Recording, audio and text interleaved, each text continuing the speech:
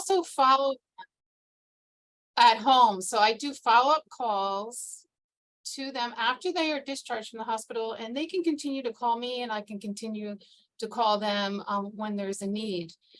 So motivational interviewing is a key concept I feel with smoking cessation, working with your patients. So let's just get right into it because we have a lot to cover in a short amount of time. So just to define motivational interviewing, back slide, prior slide, thank you. A collaboration of conversation style for strengthening a person's own motivation and commitment to change or behavior. It's a person-centered counseling method for addressing the common problem of ambivalence to change. And, we'll look at the ambivalence as a conflicted state where opposing attitudes or feelings coexist in the individual. Sometimes they might feel stuck in between wanting to change and not wanting to change. Next slide, please. So there's a myth out there, and I'm sure we've all had challenging patients of the unmotivated patient. So conversations about behavior to change arises when you or your patients are considering to do something different in the interest of health. With the patient is unmotivated to make the change, it is often assumed that there is something the matter with the patient and there's not much one can do about it. Sometimes we face the wall and we say, well, we tried everything. I don't know what else there is to do, but we have work to do. So the way we present ourselves to the patient, we will make a difference for them. No person is completely unmotivated. So keep that in mind. Next slide, please. So with motivational interviewing, we have 4 guiding principles. We have resisting the writing reflex. And we all have a tendency to do that, to tell the patient, this is what the right thing to do. You should be doing this. But we want to avoid the writing reflex. Instead, we want to make a reflection or summary, what the patient is saying, help the patient produce the solution. And 2 is understanding your patient's motivations, meeting the patient where they are. Be interested in the patient's own concerns, values, and motivations. 3, listen to your patient. This is most important, asking questions. Keeping quiet long enough to hear a patient's reply. Sometimes that's hard for us to do when we have a lot going on. 4, empower your patients. So support their hope that such challenge is possible. Next slide, please. So the spirit of the MI is we use the acronym PACE: partnership, acceptance, compassion, evocation. So partnership is sharing the power and expertise, asking permission, and then dance with them instead of wrestling, instead of arguing or combative. You want to be with them. Acceptance, we want to look at the autonomy. The patient or the client makes the decision. Accurate empathy with understanding. Absolute wealth, no judgment here. Lack of judgment, not judging the patient at all. Affirmation is acknowledging strengths, shining a light on good things about them. So that's pretty significant for the patient that they can do this, be successful. Compassion is hanging in there with them. Stay by their side, feel like, with understanding. Evocation is inviting the patient or the client's views, knowledge, opinions, what's important to them, and how they like to live their lives to be different. Next slide.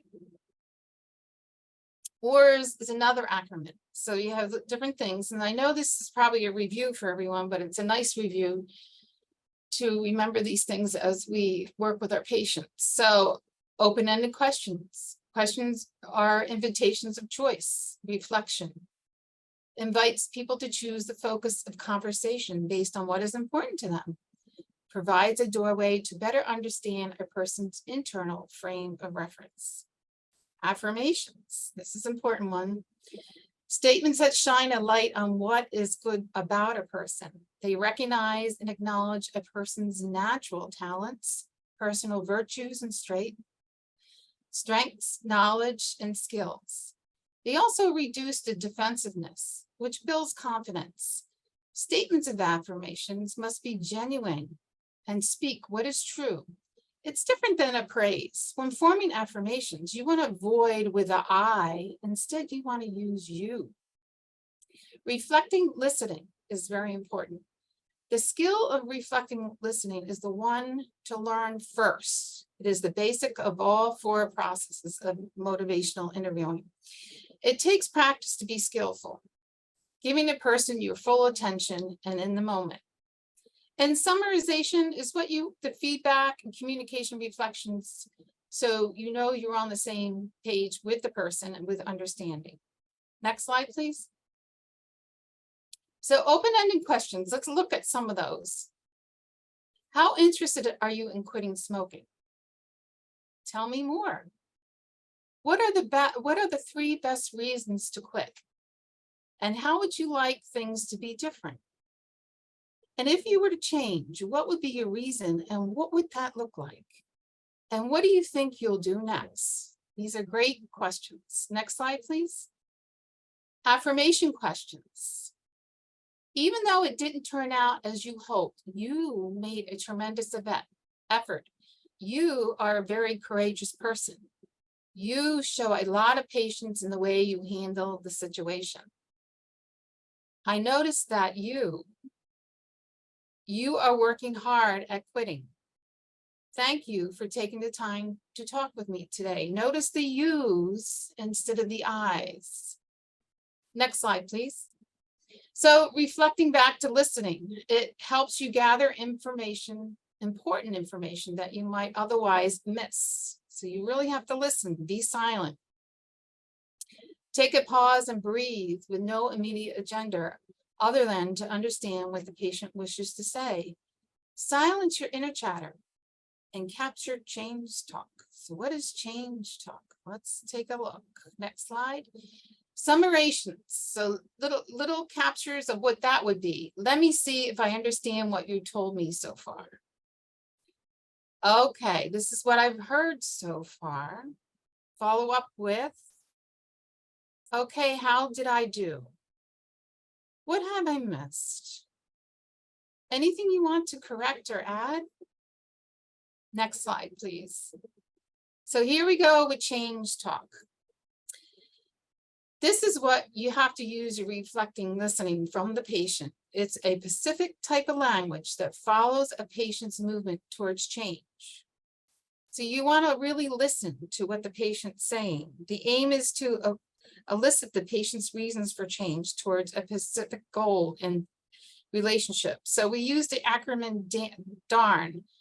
Desire, ability, reasons, need. So what you're looking for is you're looking for statements, talk from your patient on what would this look like. So this is, one of them would be, this is more serious than I thought from your patient. Okay, that's change talk. I rather probably feel a lot better. So that's an indicator for change. I think I could do that if I decide to. Or I've got to do something. So I really need to change. I want to change. So if you hear that from your patient, you go, oh, change talk. Okay, how can we take the preparatory change basic talk and transition it into the mobilization change talk? So we're looking at CAT as an acronym, and we're commitment to change for activation, taking steps to help sustain the change. So what can we do? How can the language be to get the patients there? Next slide, please. So putting it all together, how does this all work? Well, we looked at the ORs with open-ended questions and affirmation statements, reflected listening and summarization to make the connection. But we also want a layer of the spirit of MI, partnership, acceptance, compassion, evocation, and then the change talk comes and layers on top. So we want to transition that out to help the patient go to the sustainability with change talk, get them where they want to be. Next slide, please. So I wanted to, this is important to me. This is the TTM 5 stages of change or behavior with tobacco use. This was initially started in 1980 to help with smoking cessation. There are other stages of change out there, but this is the one that the smoking tobacco use is used now. With this, it will depend on by your questions, your open-ended questions on what stage your patients are in will determine on how to approach or help your patients need to change. So pre-contemplation is the patient has no intention of quitting. I know we've heard that before. And you also hear the patient say, oh, I'm not ready. I'm not interested in quitting. So the task for you is to try to understand how things look for your patient. And you want to provide information if the patient is willing to receive it. So some of the sample words, some of the change talk that you can use from the spirit of MI or autonomy could be, could you tell me more about what leads you to feel this way? Or would you be willing to hear or read some information about the health aspects of smoking? Or you could add, sounds like you enjoy smoking, but also you want good health as for your age. So those are change talk. So that's your pre-contemplation. Contemplation is a patient where they're aware of the problem that exists and is seriously considering a change. So you might hear the patient say, I know if I should quit, but I really do enjoy smoking. I've got to quit. But with all the stresses in my life right now, I don't know if I can. Sounds like change talk to me.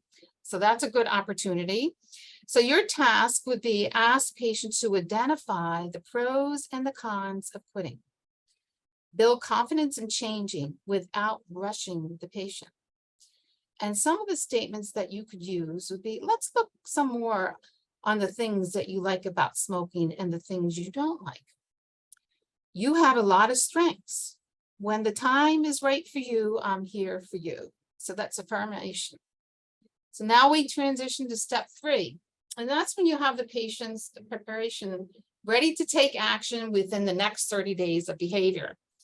So you'll hear the patient say, I have to stop and I'm planning how to do that. So the things that you can think towards is assess patient's communication and provide reinforcement and develop an action plan. You might say for statements, on a scale of 1 to 10, how committed are you to quitting? And we'll look at that further on. And what do you think will work for you? What problems might arise? And how will you deal with this? Next slide, please. Action, stage 4 for change is individuals have quit at least 6 months. And you might hear them say, I'm doing my best, it's tough. So the action task would be to reinforce positive action. Suggest use of self-monitoring tools like a diary or a calendar, support from friends, following up with appointments. So the type of talk that you would want to use is, it's terrific that you wanted to quit. What's working for you? Or what problems have you had? How did you solve them? Relapse, it's a common, but you should do and start it. So now we look at 5, maintenance. Remain tobacco-free for 6 months or longer, which is great. I've learned a lot through this process, statement from the patient. So your task with maintenance, the focus would be affirm changes and reinforcement of learning and encourage vigilance and acceptance that this is great. And statements that you could do is, it's terrific that you want to quit. What's working for you? What problems have you had? How did you solve them? Affirmation statement. And then we look at maintenance and relapse. So relapse is a single slip up that may result in a negative feeling, depression, and loss of self-worth. And you might hear the patient say, I blew it, or this is where you want to affirm the prior success. You were successful. What did you learn from working and quitting and the steps that you take? Let's talk about that. It's a success that you managed to stop smoking for a period of time. What did you learn? And how did you feel about trying again? So these are all different types of statements and samples of words that you can work with your patients. At the end of the presentation, there is a resource where you can get a copy of sample words on tobacco use for the end stages of change. It's a great guide that you could use. Next slide, please. So this is the importance and confidence scale.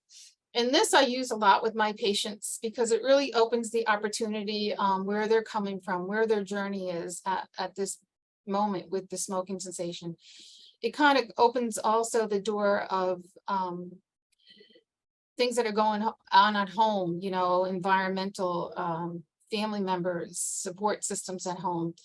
So it's how important is it for you right now to change? And on a scale of 0 to 10, what number would you give yourself? So it's from 0, not at all important, 10 being extremely important. And so they might say, oh, I think the importance of it is a 6 for me. Well, you can ask, well, why not a 0? And why do you feel it's a 6? So that's a great open-ended question to hear what their views are. And then what you could say is, well, what would a 7 or an 8 look like for you? Tell me about that picture. What would that look, and how can we set that up for you? What are the changes that need to be made? And then you also do the confidence. So if you do the confidence, you can really feel, you know, how they're feeling, confidence and how much change they need help with. So from 0 to 10, the same thing. So this is a great learning tool for them and for you to hear what's going on with the patient and to go forward on smoking cessation.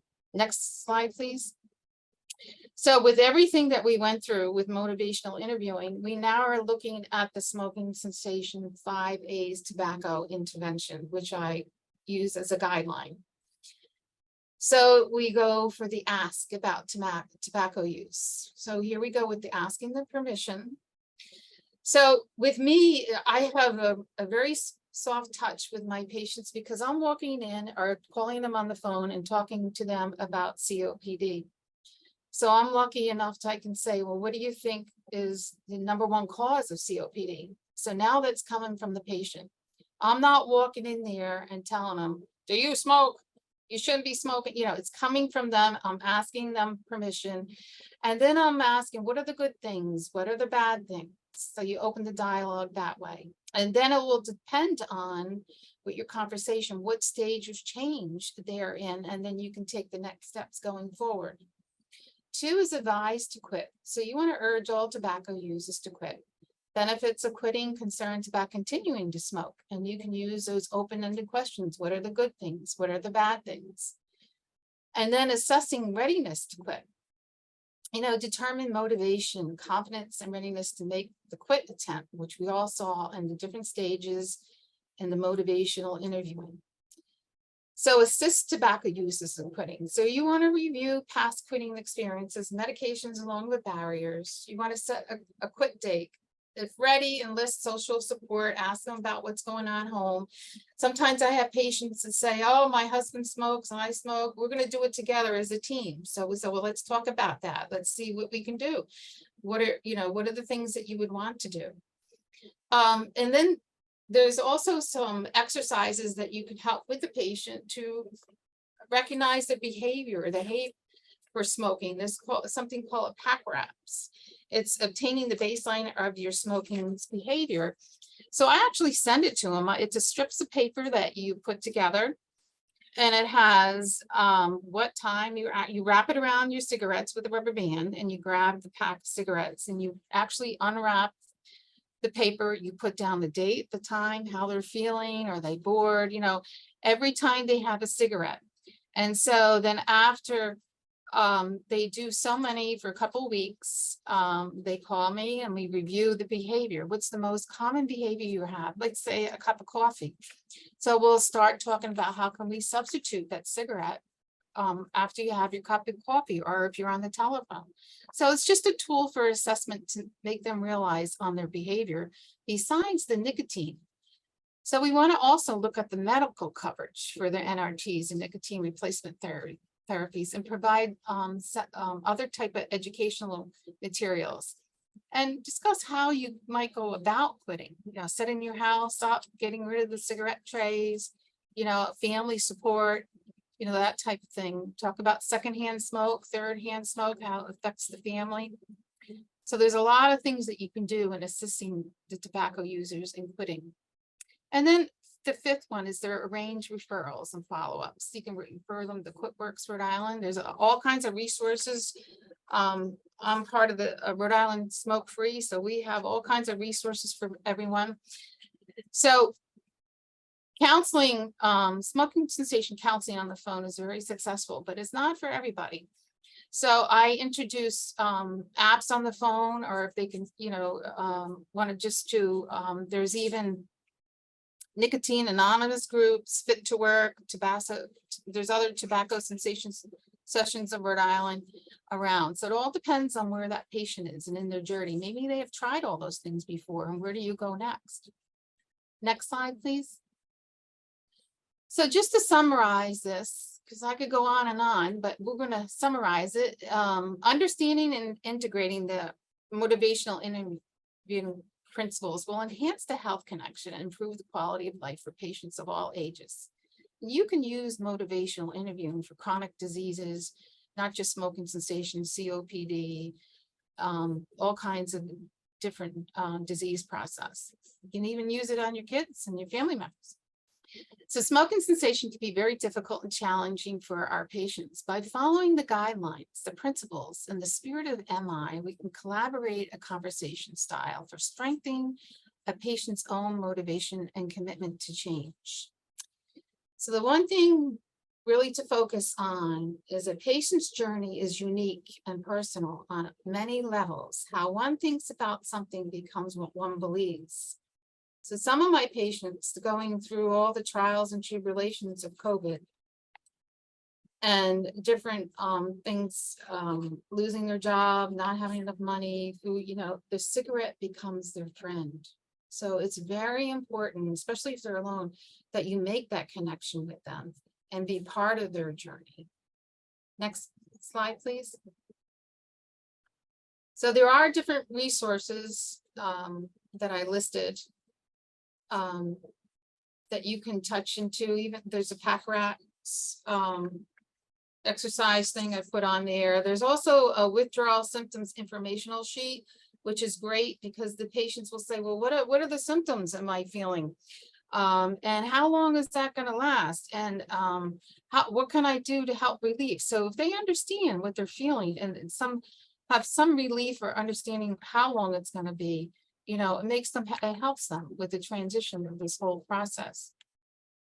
Next slide, please.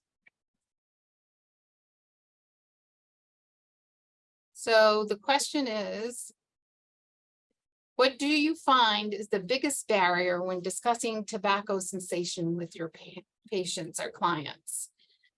You could have a whole list. Do we have any feedback of barriers?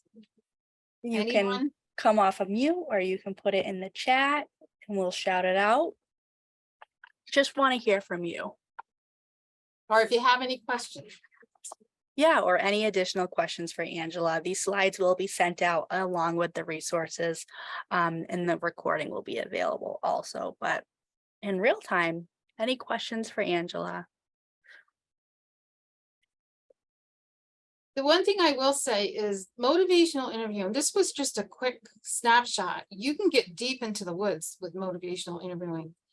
And you can have a 2-day, 3-day, or 1-day sessions. But when I'm certified as a smoking cessation therapist on a national level. So when I started with Kodak through the Department of Health, took the class through UMass, we spent a good time and we role played.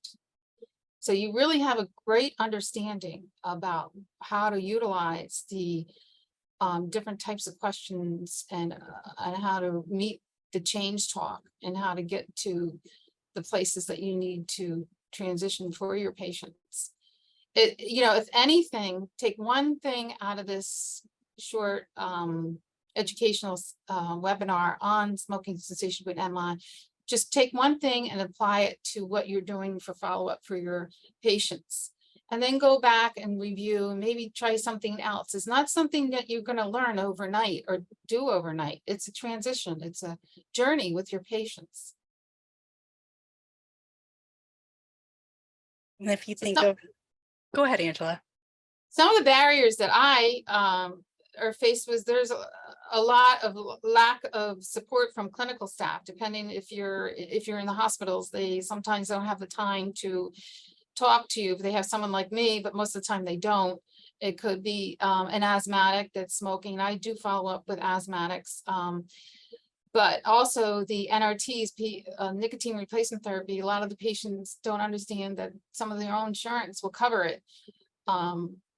And then there's where do they go? And then transportation out there is hard for patients if they're going to clinics and things for follow-up. Those are some of the barriers in reimbursement for clinicians that want to do smoking cessation, but it's going to be under a primary care physician. Angela, I think what I've seen, because I have a son who smokes nonstop, and he has no interest in quitting. And I find that, you know, when some kind of a disease hits them, like COPD, which is not really as irreversible as we would like, they just don't. Why should I? I mean, I'm at this point now. Why should I bother to quit? You know, that I've heard that a lot. Yeah, so you kind of, you know, you respect them for their views. You know, you actually tell them, I understand, I respect you for where you're, but then ask them if, have you seen the latest research? Right. Are you welcomed for any other additional information? But, you know, just planting, sometimes we're just planting the seeds for later on down the road. I'll have a patient that I see at the bedside and, oh no, I'm not, I don't want to quit. I'm never going to be ready, but I just plant the seeds. Then they come back in and they're worse than they ever were. And they say, well, you know what? I thought about what you said. I think we should start our conversation. And sometimes they're coming in crying, saying, oh, you got to help me. I don't want to die like this.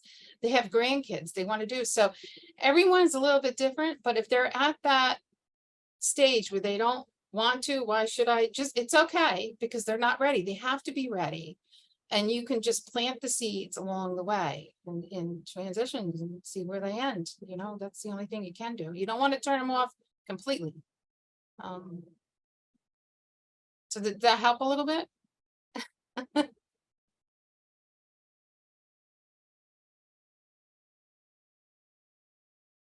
Did I do all right on time?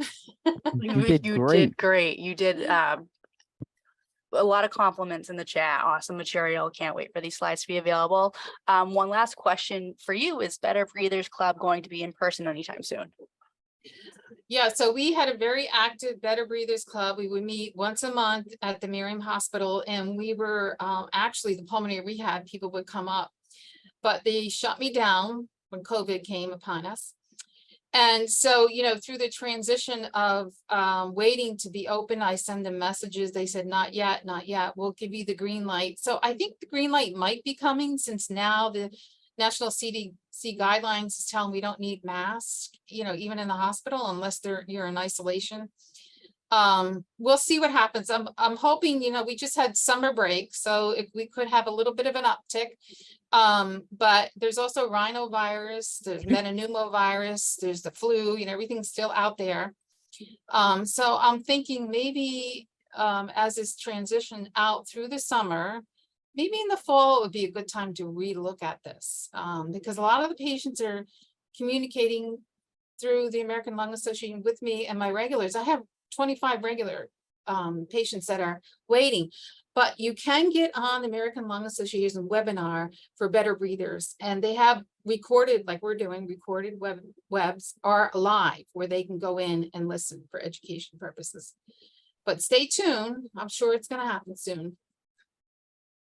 Thank you all for joining us today, and thank you to Angela. Our next session will be next Thursday at the same time, 1 o'clock, and we'll be hearing from Julia Doherty at the Rhode Island Department of Health about all things Rhode Island Quit Works, the ins and outs and referrals and all of that. So join us there. Thank you all very much. Have a good weekend.